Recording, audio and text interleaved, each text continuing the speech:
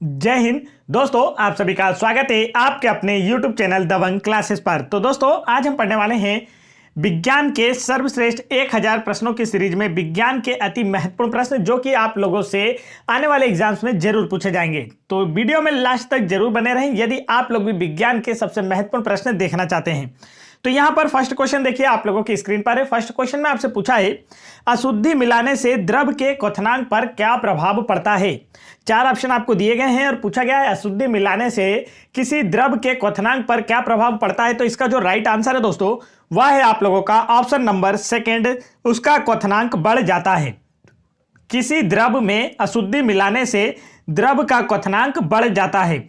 जैसे अशुद्धि का मतलब क्या हुआ, किसी अशुद्धि जैसे नमक मिलाने पर जल का क्वथनांक बढ़ जाता है। जैसे प्रेशर कुकर में दाब बढ़ने से उसमें उपस्थित पानी का क्वथनांक बढ़ जाता है, जिससे क्या होता है, खाद्य पदार्थ जल्दी पक जाता है। आगे बढ़ते हैं नेक्स्ट क्वेश्चन की ओर। नेक्स्ट क्वेश्चन में आपसे पूछा है, एक मनुष्य के शरीर का तापमान कितना होता है। 4 ऑप्शन आपको दिए गए, पूछा गया एक मनुष्य के शरीर का तापमान कितना होता है। तो इसका जो राइट आंसर है दोस्तों, वह है आप लोगों का ऑप्शन नंबर 3, 37 डिग्री सेल्सियस। एक मनुष्य के शरीर का तापमान 37 डिग्री सेल्सियस या 98.6 फ़ारेनहाइट होता है, या हम कह सकते हैं कि 310 केल्विन होता है। तो ये तीनों तरीके से आप लोगों को याद होना चाहिए। आप लोगों से कोई सा भी एक पूछा जा सकता है। स्वस्थ मनुष्य के शरीर का तापमान सेल्सियस में 37 डिग्री सेल्सियस, और आपसे फ़ारेनहाइट में पूछा जाए तो 98.6 फ़ारेनहाइट, और केल्विन में पूछा जाए तो 310 केल्विन होता है। आगे बढ़ते हैं नेक्स्ट क्वेश्चन की ओर। नेक्स्ट क्वेश्चन में आपसे पूछा है, सूर्य का ताप किसके द्वारा मापा जाता है। 4 ऑप्शन आपको दिए गए और पूछा गया है सूर्य का ताप किसके द्वारा मापा जाता है। तो इसका जो राइट आंसर है वह है आप लोगों का ऑप्शन नंबर 4, पायरोमीटर के द्वारा। सूर्य का ताप जो है यह पायरोमीटर के द्वारा मापा जाता है। सूर्य में ऊर्जा का जो स्रोत है वह हाइड्रोजन तथा हीलियम गैसों का संलयन है। इसी के तहत सूर्य की ऊर्जा लगातार बढ़ती रहती है। और आपको एक चीज और याद रखना है कि जो सूर्य है यह संपूर्ण सौर मंडल में ऊर्जा का स्रोत है। आगे चलते हैं नेक्स्ट क्वेश्चन की ओर। नेक्स्ट क्वेश्चन में आप लोगों से पूछा है, बोलोमीटर एक यंत्र है जो किसे मापता है। दिए गए 4 ऑप्शन में से आपको बताना है कि इनमें से किसे मापने में बोलोमीटर यंत्र का उपयोग किया जाता है। तो इसका जो राइट आंसर है दोस्तों, वह है आप लोगों का ऑप्शन नंबर सेकंड, विशिष्ट ऊष्मा। बोलोमीटर यंत्र के द्वारा विशिष्ट ऊष्मा मापी जाती है। चलिए आगे चलते हैं नेक्स्ट क्वेश्चन की ओर। नेक्स्ट क्वेश्चन में आपसे पूछा है, बर्नौली की जो प्रमेय है ये किस पर आधारित है। 4 ऑप्शन आपको दिए गए और पूछा गया बर्नौली प्रमेय इनमें से किसके संरक्षण पर आधारित है। तो इसका जो राइट आंसर है दोस्तों, वह है आप लोगों का ऑप्शन नंबर फर्स्ट, ऊर्जा संरक्षण पर। बर्नौली का जो प्रमेय है यह ऊर्जा संरक्षण पर आधारित है। बर्नौली प्रमेय के अनुसार जब कोई तरल किसी क्षैतिज स्थित किसी पाइप से होकर बहता है, जैसे यह है, ठीक है, इसमें से अगर कोई जल बह रहा है तो जबकि गुरुत्वीय स्थितिज ऊर्जा में कोई परिवर्तन नहीं हो तो तरल दाब कम करने पर तरल का जो वेग है वह बढ़ता है। आगे चलते हैं नेक्स्ट क्वेश्चन की ओर। नेक्स्ट क्वेश्चन में देखेंगे यहाँ पर आपसे क्या पूछा है। तो नेक्स्ट क्वेश्चन में पूछा गया है, दाब बढ़ाने से किसी द्रव के क्वथनांक पर क्या प्रभाव पड़ेगा। 4 ऑप्शन आपको दिए गए और पूछा गया है दाब बढ़ाने से किसी द्रव के क्वथनांक पर क्या प्रभाव पड़ता है। तो यदि आप वीडियो को ध्यान से सुन रहे हैं तो आप इसका आंसर आसानी से कर पा रहे होंगे। इसका राइट आंसर है दोस्तों ऑप्शन नंबर सेकंड, बढ़ेगा। दाब बढ़ाने से किसी द्रव का जो क्वथनांक होता है वह बढ़ता है, और जो प्रेशर कुकर होता है वह इसी सिद्धांत पर कार्य करता है, जिस वजह से प्रेशर कुकर में जो भोजन है आसानी से पक जाता है।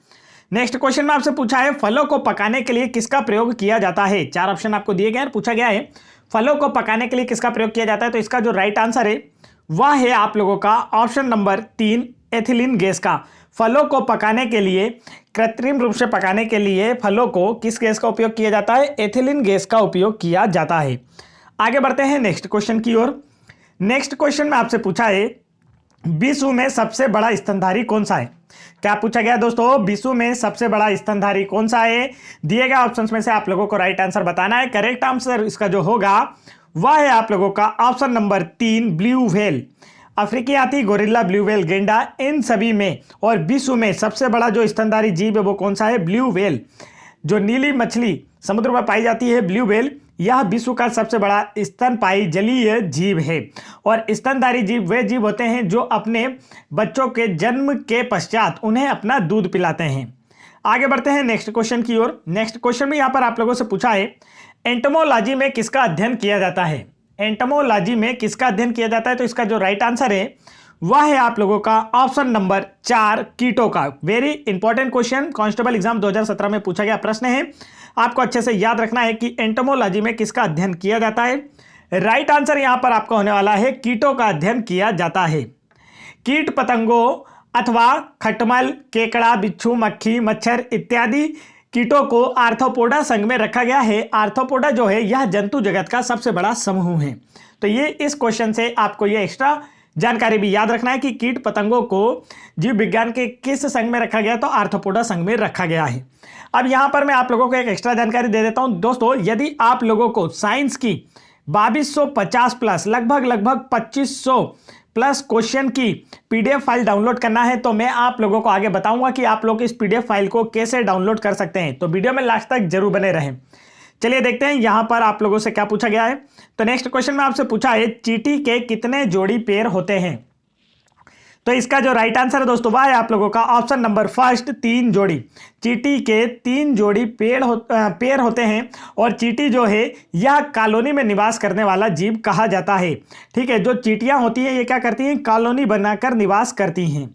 आगे चलते हैं नेक्स्ट क्वेश्चन की ओर। नेक्स्ट क्वेश्चन में आपसे पूछा है अदरक किसका रूपांतरित रूप है। 4 ऑप्शन आपको दिए गए और पूछा गया है जो अदरक होता है मसाले के रूप में हम जिसका यूज करते हैं वह जड़, पत्ती, प्रतान और तना इनमें से किसका एक रूपांतरित रूप है। तो इसका जो राइट आंसर है दोस्तों वह है आप लोगों का ऑप्शन नंबर 4 तने का। अदरक जो होता है यह तने का एक रूपांतरित रूप होता है। आपने देखा होगा कि अदरक में गांठें पाई जाती हैं और गांठें जो होती है यह वृक्षों के तनों में पाई जाती है। तो अदरक क्या हुआ, एक प्रकार से गांठों की एक वजह से इसे क्या कहा जाता है, तना कहा जाता है।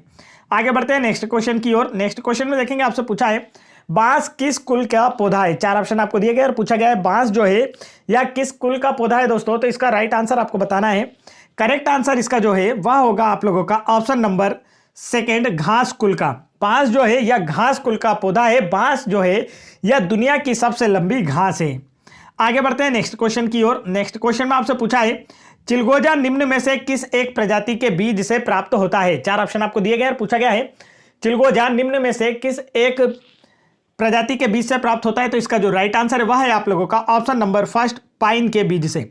चिलगोजा जो होता है दोस्तों यह पाइन के बीज से प्राप्त होता है। आगे चलते हैं नेक्स्ट क्वेश्चन की ओर। नेक्स्ट क्वेश्चन में आपसे पूछा है पेंसिल में प्रयुक्त काला शीशा जो होता है वह किसका बना होता है। हीरे का, ग्रेनाइट का, ग्रेफाइट का या कोयले का। तो आपको बताना है जो आप लोग पेंसिल यूज करते हैं उसमें जो आपको काला शीशा दिखाई देता है वह किसका बना होता है। तो इसका जो राइट आंसर है वह है आप लोगों का ऑप्शन नंबर 3 ग्रेफाइट का। शीशे का शीशा नहीं, पेंसिल का जो काला शीशा होता है वह ग्रेफाइट का बना होता है। ग्रेफाइट कार्बन का अपरूप होता है या विद्युत का सुचालक होता है। ग्रेफाइट का उपयोग वाहनों व मशीनों में स्नेहक व पेंसिलों के लीड के रूप में भी किया जाता है। चलिए आगे चलते हैं नेक्स्ट क्वेश्चन की ओर। नेक्स्ट क्वेश्चन में आपसे पूछा है कार्बन का शुद्ध रूप क्या है। 4 ऑप्शन आपको दिए गए और पूछा गया है कार्बन का जो शुद्ध रूप है वह क्या है। तो इसका जो राइट आंसर है दोस्तों वह आप लोगों का होगा ऑप्शन नंबर फर्स्ट हीरा। हीरा जो है यह कार्बन का शुद्ध रूप होता है। हीरे की आकृति चतुष्फलकी होती है। यह कांस्टेबल एग्जाम 2017 में पूछा गया प्रश्न है कि हीरे की आकृति कैसी होती है। तब आपका आंसर होगा हीरे की आकृति चतुष्फलकी होती है या विद्युत का सुचालक होता है और विद्युत का कुचालक होता है। ग्रेफाइट की बात नहीं की जा रही, यहाँ पर हीरे की बात की जा रही। तो हीरा जो है इसकी आकृति चतुष्फलकी होती है और यह क्या होता है, विद्युत का कुचालक होता है। हीरे में प्रत्येक कार्बन परमाणु अन्य 4 कार्बन परमाणुओं से संयोजी बंध द्वारा जुड़ा होता है। आगे चलते हैं नेक्स्ट क्वेश्चन की ओर। नेक्स्ट क्वेश्चन में आपसे पूछा है नाइट्रोजन गैस होती है हवा से भारी, हवा से हल्की या हवा के भार के बराबर। तो इसका जो राइट आंसर है वह है आप लोगों का ऑप्शन नंबर 2 हवा से हल्की। नाइट्रोजन गैस जो होती है यह हवा से हल्की होती है। नाइट्रोजन का प्रतीक चिन्ह N और इसका जो परमाणु क्रमांक है वो क्या होता है, 7 होता है। नाइट्रोजन वायुमंडल में सर्वाधिक मात्रा में पाई जाने वाली गैस है। वायुमंडल में नाइट्रोजन का प्रतिशत 78.08% है। तो यह सबसे अधिक मात्रा में पाई जाने वाली गैस है। आगे बढ़ते हैं नेक्स्ट क्वेश्चन की ओर। नेक्स्ट क्वेश्चन में आपसे पूछा है मनुष्य को ध्वनि कंपन की अनुभूति किस आवृत्ति सीमा से होती है। मतलब कि आपसे पूछा है जो मनुष्य का सुनने का जो परास होता है वह मनुष्य किस हर्ट्ज से लेकर किस हर्ट्ज तक की ध्वनि को सुन सकता है, ऐसा आपसे प्रश्न पूछा जा रहा है। तो इसका जो राइट आंसर है दोस्तों वह है आप लोगों का ऑप्शन नंबर 4, 20 हर्ट्ज से 20,000 हर्ट्ज।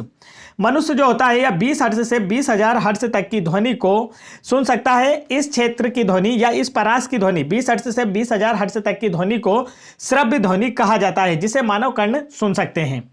आगे बढ़ते हैं नेक्स्ट क्वेश्चन की ओर। नेक्स्ट क्वेश्चन में देखिए आप लोगों से पूछा है सिट्रस कैंकर है, 4 ऑप्शन आपको दिए गए और पूछा गया है सिट्रस कैंकर जो है यह नींबू से संबंधित प्रजाति है, कीट है या फिर रोग है।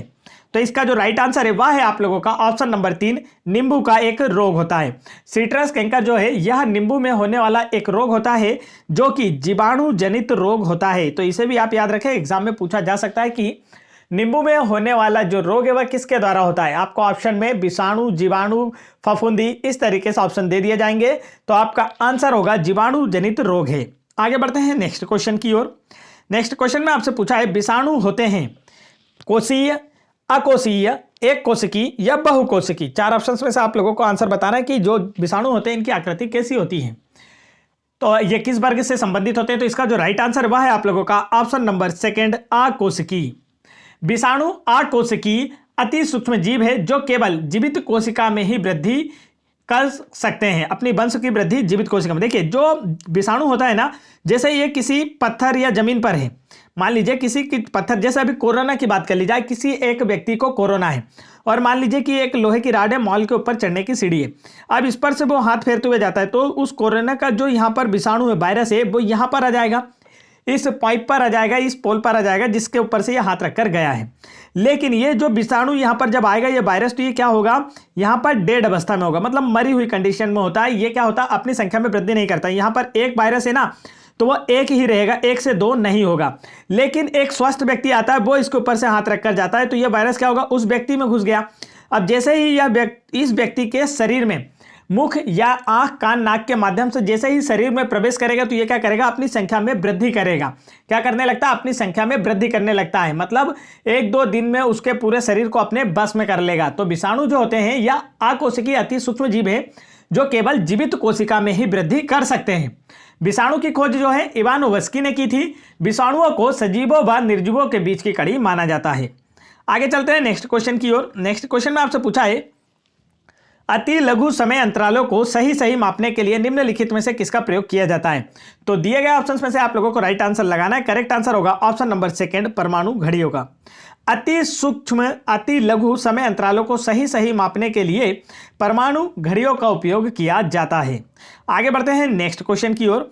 तो नेक्स्ट क्वेश्चन में आपसे पूछा है रेक्टिफायर का उपयोग क्यों किया जाता है। 4 ऑप्शन आपको दे दिए हैं दोस्तों और आपसे पूछा है रेक्टिफायर का उपयोग क्यों किया जाता है। तो इसका जो राइट आंसर है वह है आप लोगों का ऑप्शन नंबर 1, एसी को डीसी में बदलने के लिए। एसी को अल्टरनेट करंट को डायरेक्ट करंट में बदलने के लिए रेक्टिफायर का उपयोग किया जाता है। रेक्टिफायर का उपयोग लगभग हर उपकरण में किया जाता है। पावर सप्लाई में रेक्टिफायर को श्रेणी क्रम में लगाया जाता है। आगे चलते हैं नेक्स्ट क्वेश्चन की ओर। तो नेक्स्ट क्वेश्चन को करने से पहले मैं आपको बता देना चाहता हूं कि मैंने अभी आप लोगों को बताया था कि साइंस की हम लोग 2500 प्लस बेस्ट एमसीक्यू की पीडीएफ फाइल बताएंगे कि कहां से डाउनलोड होगी। तो यहां पर आप लोगों को एक पीडीएफ फाइल का लोगो दिखाई दे रहा है। तो यह पीडीएफ है दोस्तों, जिसके लिंक आपको वीडियो के डिस्क्रिप्शन में दी गई है, जहां से आप लोग यह पीडीएफ फाइल डाउनलोड कर सकते हैं। इसमें व्यापम के द्वारा प्रीवियस ईयर पेपर में जितने भी आपके साइंस के क्वेश्चन पूछे गए उन सभी को मैंने शामिल किया। साथ ही साथ इसमें 2017 एमपीएसआई में पूछे गए जीके के क्वेश्चन भी शामिल हैं और 16 के भी, जिससे कि आपकी प्रिपरेशन और बेहतर हो पाएगी और आप लोगों का भी आने वाले एग्जाम्स में सिलेक्शन हो पाएगा। तो वीडियो के डिस्क्रिप्शन में दी गई लिंक पर क्लिक करके इस साइंस की पीडीएफ को जरूर डाउनलोड करें ताकि आप लोगों का साइंस वाला पोर्शन बिल्कुल कंप्लीट हो सके। तो चलिए आगे बढ़ते हैं नेक्स्ट क्वेश्चन की ओर। नेक्स्ट क्वेश्चन में आपसे पूछा है पक्षियों के वैज्ञानिक अध्ययन को क्या कहते हैं। 4 ऑप्शन आपको दिए गए हैं। पूछा गया है पक्षियों के वैज्ञानिक अध्ययन को क्या कहते हैं। तो इसका जो राइट आंसर है दोस्तों वह है आप लोगों का ऑप्शन नंबर 3, ऑर्निथोलॉजी। ऑर्निथोलॉजी पक्षियों का जो वैज्ञानिक अध्ययन है, या हम कह सकते हैं कि पक्षियों के अध्ययन को ऑर्निथोलॉजी के रूप में जाना जाता है। आगे बढ़ते हैं नेक्स्ट क्वेश्चन की ओर। नेक्स्ट क्वेश्चन में आप लोगों से पूछा है एक उड़ते हुए चक्के की प्रति सेकंड घूर्णन किसमें मापी जाती है? 4 ऑप्शन आपको दिए हैं और पूछा है एक उड़ते हुए चक्के की प्रति सेकंड घूर्णन किससे मापी जाती है? तो इसका जो राइट आंसर है वह है आप लोगों का ऑप्शन नंबर 4 स्ट्रेबोस्कोप के द्वारा। एक उड़ते हुए चक्के की प्रति सेकंड घूर्णन स्ट्रेबोस्कोप के द्वारा मापी जाती है। आगे बढ़ते हैं नेक्स्ट क्वेश्चन की ओर। नेक्स्ट क्वेश्चन में आप लोगों से पूछा है एक पानी से भरे गिलास के नीचे से कागज को खींचते हैं तो पानी में गति उत्पन्न नहीं होती, क्यों? आपसे पूछा गया है कि एक पानी से भरा गिलास है जिसके नीचे क्या है दोस्तों, एक कागज रखा हुआ है। अगर इस कागज को स्पीड से, गति से खींचते हैं हम लोग तो इसमें पानी में कोई भी हलचल या गति नहीं होती, इसका कारण क्या है? तो इसका जो राइट आंसर है वह है आप लोगों का ऑप्शन नंबर 2 जड़त्व के कारण। जड़त्व के नियम की जो खोज है वह गैलीलियो ने की थी। जड़त्व के नियम अनुसार यदि कोई वस्तु गतिज अवस्था में तो गतिज अवस्था में ही रहेगी, या स्थिर अवस्था में है तो स्थिर अवस्था में ही रहेगी, जब तक कि उस पर कोई बाहरी बल ना लगाया जाए। तो ये देखिए गिलास के नीचे एक पेपर रखा है और इसमें जो गिलास भरा हुआ है, तो गिलास में जो पानी ये किस कंडीशन में, अभी स्थितिज ऊर्जा में है, हम कह सकते हैं स्थिर अवस्था में। इसके नीचे से जब पेपर को हम एक झटके से खींचते हैं तो क्या होता है, ये पेपर आसानी से बाहर आ जाता है। झटके की वजह से इसका जड़त्व क्या होता है, गति में बदल जाता है। लेकिन ये गिलास का जो विराम का जड़त्व है वह विराम अवस्था में ही रहता है, इसलिए इसके पानी में गति उत्पन्न नहीं होती है। आगे बढ़ते हैं नेक्स्ट क्वेश्चन की ओर। नेक्स्ट क्वेश्चन में देखिए आप लोगों से पूछा है एक वृक्ष की आयु का पता किसके द्वारा लगाया जा सकता है? तो इसका जो राइट आंसर है वह है आप लोगों का ऑप्शन नंबर 3 वार्षिक बलियों की गिनती करके। एक वृक्ष की आयु का पता किसके द्वारा लगाया जा सकता है? तो वृक्ष के वार्षिक बलियों की गिनती करके इसका पता लगाया जा सकता है। नेक्स्ट क्वेश्चन देखते हैं। तो नेक्स्ट क्वेश्चन में आपसे पूछा था मटर किसका पौधा है? 4 ऑप्शन आपको दिए गए हैं और पूछा गया है मटर किसका पौधा है? तो इसका जो राइट आंसर है वह है आप लोगों का ऑप्शन नंबर 1। बताना है आपको कि इनमें से किस प्रकार का पौधा है मटर, शाख है, पुष्प है या झाड़ी है? तो राइट आंसर होगा ऑप्शन नंबर 1 शाख है। मटर जो है एक प्रकार का शाख या पौधा होता है। मटर जो है रबी फसल का उदाहरण है, यह एक दलहनी फसल है। आगे बढ़ते हैं दोस्तों नेक्स्ट क्वेश्चन की ओर। नेक्स्ट क्वेश्चन में आपसे पूछा है मानव निर्मित प्रथम कृत्रिम रेशा कौन सा है? 4 ऑप्शन आपको दिए गए और पूछा है मानव निर्मित प्रथम कृत्रिम रेशा कौन सा है? तो इसका जो राइट आंसर है वह है आप लोगों का ऑप्शन नंबर 2 नायलॉन। नायलॉन जो है यह मानव निर्मित प्रथम कृत्रिम रेशा है। और यहां पर आप लोगों से पूछा गया है मानव निर्मित प्रथम कृत्रिम रेशा कौन सा है? तो आपका आंसर होगा नायलॉन जो है कृत्रिम रेशा है। चलिए आगे बढ़ते हैं। और आप लोगों से एक क्वेश्चन और पूछा जा सकता है दोस्तों कि कृत्रिम रेशम के रूप में किसे जाना जाता है? यह भी पूछा जा सकता है कि कृत्रिम रेशम के रूप में किसे जाना जाता है, तब आपका आंसर होगा रेयान। ठीक है, ये दोनों अलग अलग चीजें, यहां पर रेशे की बात की गई है। ठीक है, तो मानव निर्मित प्रथम कृत्रिम रेशा है नायलॉन, और प्रथम कृत्रिम रेशम की बात की जाए तो वह कौन सा है? रेयान है। आगे बढ़ते हैं नेक्स्ट क्वेश्चन की ओर। नेक्स्ट क्वेश्चन में आपसे पूछा है मांसपेशियों में किस द्रव के एकत्रित होने से थकावट होती है? तो इसका जो राइट आंसर है दोस्तों वह है आप लोगों का ऑप्शन नंबर 4 लैक्टिक अम्ल। मांसपेशियों में लैक्टिक अम्ल के एकत्रित होने से थकावट होती है। अत्यधिक शारीरिक श्रम के बाद मांसपेशियों में लैक्टिक अम्ल एकत्रित हो जाता है जिससे थकान महसूस होती है। आगे बढ़ते हैं नेक्स्ट क्वेश्चन की ओर। नेक्स्ट क्वेश्चन में आपसे पूछा है एंगस्ट्रॉम क्या मापता है? 4 ऑप्शन आपको दिए गए और पूछा गया है जो एंगस्ट्रॉम होता है इसके द्वारा हम किसे मापते हैं? तो इसका जो राइट आंसर है वह है आप लोगों का ऑप्शन नंबर 4 तरंगधैर्य।